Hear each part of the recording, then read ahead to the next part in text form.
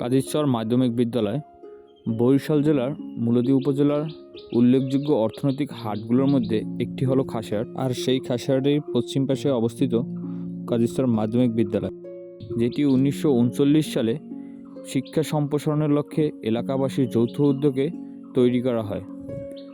আপনারা জেনে খুবই আনন্দিত হবেন, দীর্ঘ 87 বছর ধরে নতুন বাংলাদেশ বিনির্মাণের এবং শিক্ষা সম্প্রসারণের গুরুত্বপূর্ণ ভূমিকা পালন করে আসছে এই কাজীরচর মাধ্যমিক বিদ্যালয়।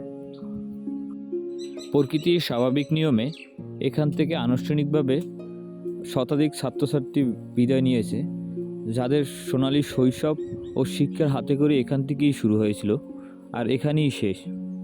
এখনও অনেকের মনে এই বিদ্যালয়ের জায়গা অন্যরকম। ধন্যবাদ। সমস্ত ভিডিও জুড়ে ছিলাম আমি সাকিব রবিউল। ভিডিওটি ভালো লাগলে গ্রাম বাংলা পেজটি ফলো করবেন। ভালো থাকবেন, সুস্থ থাকবেন। দেখা হবে নতুন কোনো ভিডিওতে, নতুন কোনো পর্বে।